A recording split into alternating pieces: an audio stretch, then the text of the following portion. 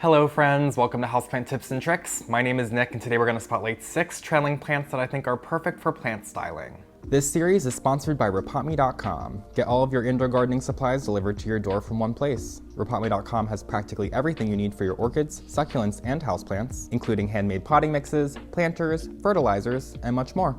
Plant styling is not only about blending your plants with your home decor, but blending plants with each other by using all sorts of combinations of leaf shapes, sizes, colors, and textures. And trailing plants are one of my favorite types of plants to use around the home, so today I'm going to share some of my favorite options that encompass a wide variety of characteristics for a whole lot of options when it comes to plant styling. One of the first plants that I would always recommend for a trailing houseplant is going to be the Scindapsus, commonly referred to as the satin pothos or silver philodendron sometimes, which is very closely related to both pothos and philodendron. It just belongs to its own genus, Scindapsus, as I already mentioned. And I should give the golden pothos an honorable mention today because it really is a great trailing plant option for plant styling, but I do find the Scindapsus to be a little bit more relaxed and therefore a little bit more universal when it comes to plant styling. Plus, this silvery blue variegation just really allows it to shine amongst the other plants, in my own opinion. So I just wanted to talk about this one today over golden pothos. Plus, Scindapsus comes in all sorts of different varieties, so you can mix and match the different leaf shapes and patterns. Some are all green, some are entirely silver, but most fall somewhere in between. The one that I have on display here today is the Scindapsus pictus Exotica, one of the larger leaf varieties, which is known for being a little bit more of a slow grower when it comes to Scindapsus. However, the smaller leaf varieties are known for being insanely fast growers. During the growing season, those varieties can grow upwards of a foot a month, if not even more than that in terms of its vine length. However, the larger leaf varieties are probably only going to give you a foot or two total throughout the whole entire growing season. My favorite thing about Scindapsus is that they are very vocal with you when they are in need of a watering. So if it's been a day or two that they've been sitting in dry soil, their leaves are going to visibly curl downwards. Then once they are watered, they will flatten back out to their original shape, which I think this makes them the perfect plant to have hanging up in your home because they will verbally tell you when it's time to water them, and it takes out all of the guesswork of trying to figure out when to water your plants or breaking out the steps so to go ahead and fill the soil. You will know exactly when it's time to water your Scindapsus. If you were to only take away one plant from today's video, I think I would push you in the direction of the Scindapsus. In fact, this is the perfect plant to pick up a few and put them in a couple different locations in your home, especially if you're trying to fast track your home to that jungalow status. Admittedly a bit more finicky than the Scindapsus, I really wanted to touch on the creeping fig today since this is a very common houseplant. This is a trailing variety of ficus, and if you've ever tried growing any variety of ficus in your home before, you probably know that they're a little bit more high maintenance in the care department. Fortunately, if you can care for other ficus, you can care for this ficus, which is amazing because this one really allows for some juxtaposition amongst all those tree-like varieties of ficus that you probably already have in your home. And this one really does kind of look more like a weed, like something that you maybe yanked out of a crack in the sidewalk or you found growing up a tree in the woods and kind of just took a cutting of and brought home. And that kind of just makes me love this plant even more. Some of my favorite plants are the ones that really don't demand that much attention visually, which allows you to keep a bunch of plants in one small space without it actually looking like you're a plant hoarder. And there is sometimes a fine line between plant hoarding and plant styling, so we love these kinds of plants. The number one tip I have for keeping the creeping fig in your home is to put it somewhere where you are not going to forget about, and definitely don't put it somewhere where it's going to be out of reach. I go around every couple of days with the watering can and touch on all of my finicky houseplants, so my creeping fig and my maidenhair fern and literally every other fern that I have in my home. If this sits dry for even just a couple days too long, those lower leaves in particular are going to turn yellow and brown and fall off, and this is not the kind of plant that you want to have a bunch of leafless vines up top and all the leaves at the bottom. This is a plant that's going to give you the best effect if it's a really full, lush plant. So you are definitely going to want to keep an eye on this one. Fortunately, this is a very common and inexpensive houseplant, so if you do get it and you really love it and then you forget about it for a couple of days and it's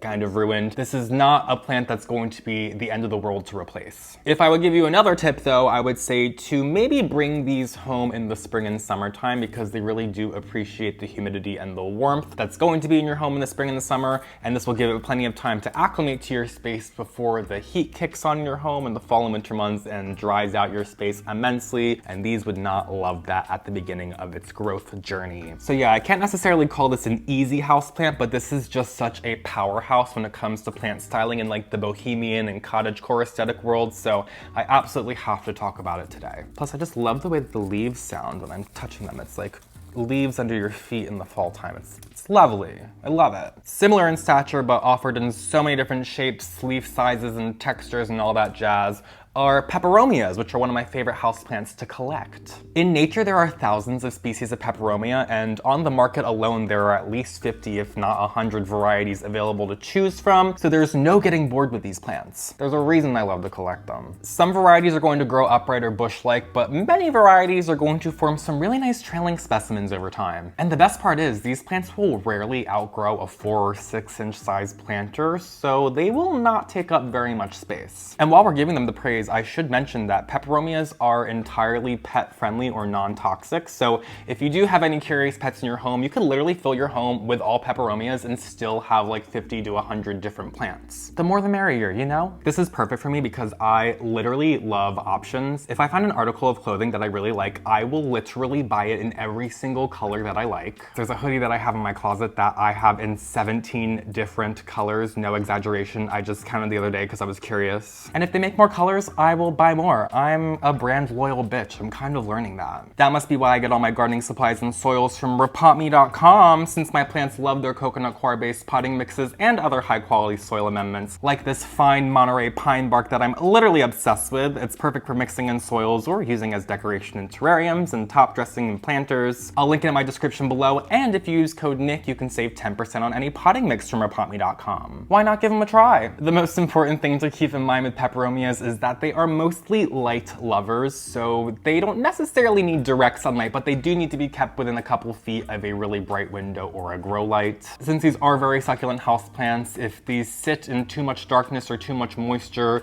that will incite rot, so if you do find one that you really like, I would highly recommend keeping it somewhere decently well lit. If you watch my videos regularly, or if you've just seen my videos in the past, you have probably realized that I'm kind of obsessed with collecting Hoyas. And because of that, today I'm going to spare you, and I'm going to talk about their close relative, Dischidia. There are far less varieties of Dischidia on the market in comparison to Hoya, but there is still a whole lot to love. I think the thing that can actually put Dischidias over top of Hoyas in the plant styling department is that they are less aggressive growers when it comes to Hoyas, that is for sure. First of all, they take up less space, but they don't encroach on other plant space in the way that Hoyas do. Once all of my Hoyas start growing and they start shooting off those tendrils, they're going to grab onto anything they can reach around it, whether it's a plant stem or a plant's hanging planter material like I have here, or literally anything they can wrap around. That's not going to stop a Hoya. While Dischidias, while they are very capable of doing that since they are very closely related to Hoyas and they do grow technically in the same manner, I just find that these grow so much slower, and when they do put off new growth, they don't really have that kind of aggression that Hoyas have, where they just need to grab on and strangle everything around it. They're a little bit more relaxed, and I appreciate relaxed. Plus, most of the varieties of Dischidia are decently plain patterned. There are a couple varieties that have some nice pattern leaves, but they aren't very showy, eye-catching plants, so they're going to blend in really well, very similar to the creeping fig for a very cohesive plant display. You can place them up on a shelf or on the windowsill, or hang them up with a bunch of other plants, and since these are very slow-growing plants and they're not very big plants typically, they are going to be a really perfect filler plant to just not distract from others and really just allow you to fill a bunch of plants in one space without looking, as we were talking about, like a plant hoarder's nest, and more of just like a boho jungle dream. Just don't forget to water them. They can be decently easy to forget about, and very similar to Hoyas, they do have decently delicate root systems for succulent plants, so I'd say roughly weekly waterings is going to be ideal for these. If you're getting tired of all these leafy plants, let's hard switch to a leafless plant option, which is going to be the Rhipsalis. Rhipsalis are jungle cacti, which means they are literally cacti that grow in the jungle, particularly the rainforest, so tropical environments, and therefore they're not going to look like the typical cacti that we envision. These jungle cacti grow essentially leafless sticks that are technically actually their leaves, and over time they form these just masses of waterfalls and vines of plant that really does make quite the effect on the home and looks a lot different than most of the other plants that we grow in our home. Some have thicker leaves, some have finer leaves that are more spaghetti-like, some are flatter, some have more shape to them, which is a lot of variety for a plant that really only has like 30-something species in its genus. Most of which are going to be pretty easy for you to track down, whether online or in store, and bring home to try growing in your home. Plus, just like the Peperomia, Rhipsalis are pet-friendly or non-toxic, so they are another great option if you do have any curious pets in your home. However, Rhipsalis are so alien-like, I don't even know if your pets would register that it is a plant. plant, because sometimes it doesn't even really look like a plant to me, if I'm being honest. And if the word cacti makes you nervous about spines, you don't even have to worry about that. I hate spiny cacti. I don't want them in my home. I don't want my fingers to get pricked and whatnot. These, if they do look like they have spines on them, it's more of actually like a little fuzz. It's very soft spines, if we can even call them spines. I guess they are cacti, so technically they probably are spines, but they're really, really soft. None of the Rhipsalis that I've ever grown have any sort of spine that would get stuck in your finger, so worry not. There is no breaking out the tweezers or duct tape with these. I can promise you that. Rhipsalis are definitely the most different plant option that we're talking about today, and they are widely overlooked in the plant community. So if you are looking to make a splash in your plant display or add some really interesting texture, this is like literally the perfect option. And finally, I wanted to touch upon a more open-ended group of plants that is also very overlooked when it comes to trailing plants, which is going to be climbing aroids. I know, talking about climbing plants in a trailing plant video, blasphemous, but hear me out. The term aroid encapsulates most plants that belong to the Araceae family. That includes philodendrons, monsteras, and syngoniums, and most of these plants are recommended to grow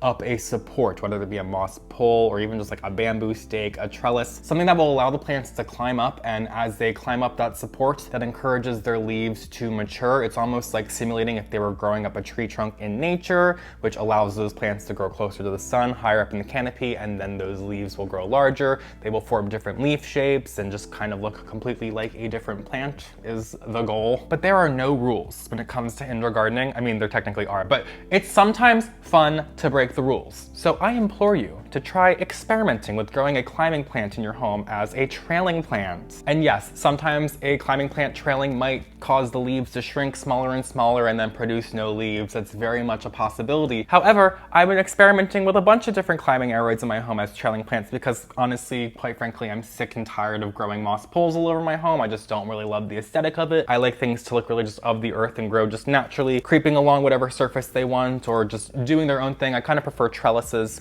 over moss poles these days. I think it's a little bit more of the vibe that I'm going for in my home. That's just my own personal opinion. You are allowed to like moss poles. Hi Muffin, how are you doing today, my sweetie Peetsy? She is going to want to chew on this philodendron right here, which by the way, this is a philodendron tortum. This is the example that I have today. This is not a trailing plant for me. It's just starting to get growing, but I'm not gonna grow this up a moss pole. I'm just gonna let this plant do its thing. Eventually, I might hang it up in my home and really enjoy these really like palm frondy like leaves just trailing over which way. And you know what? Maybe they'll shrink and maybe they'll stop growing leaves at some point, and that's okay. It's just part of the experiment. It's part of the fun. Indoor gardening should be fun. Why are you looking at me like that? Do you not like what I'm saying? She might be more of a rule follower than me. Also, she probably wants to eat this philodendron tortum so bad, and it's not a pet-friendly houseplant, so let's move you along there, sweet pea. One of my favorite plants that I use as a trailing plant in my home that is technically grown as a climbing plant is my Philodendron florida. It has really fun shaped leaves, and I've been growing it as a trailing plant for a couple years in my home now. I've never grown it as a climbing plant, and the leaves still grow to a decent size. I'd say they are shrinking a little bit. I think that's actually more of the lighting conditions because I did move it from much more brighter condition to a much darker condition from my living room to my bedroom. If you've seen my houseplant tour, you know that my bedroom is much darker than my living room, so that's a very situational thing. The plant still looks beautiful. It's covered in those beautiful leaves, and that's honestly the joy of it. I love seeing these large developed leaves from below and looking up at them, and you can achieve that by having a plant climb up, but it's more fun to have it trailing down, in my own personal opinion. So if your goal is still just giant developed leaves, maybe stick with the moss poles. That might be more what you're looking for. But if you're looking for a more one-of-a-kind, unique plant display, maybe experiment with some of those climbing plants as trailing plants. You might be surprised with how happy you are with the outcome, and better yet, you might inspire those around you to try growing the plant in the same way as you. Be a little trendsetter, you know? Getting started with plant styling can sometimes feel a little daunting, especially when you start to add many more plants into your home, but trailing plants are the best kept secret to fast tracking your home to jungalow status. Are there any trailing plants that you think belong on today's list that I didn't touch upon? Because if so, let me know in the comments. I would really love to hear. I love talking about trailing plants. I love trailing plants. Thank you as always to repotme.com for sponsoring this series. I will leave their website linked in my description below, as well as any products that I talked about from them. And don't forget that you can use code NICK to save 10% on any potting mix from repotme.com. Thank you so much for joining me today. If you don't already, you can follow me on Instagram and TikTok at phillyfoliage. Consider liking and sharing this video if you enjoyed it, and I will see you guys in my next video. Have a great day.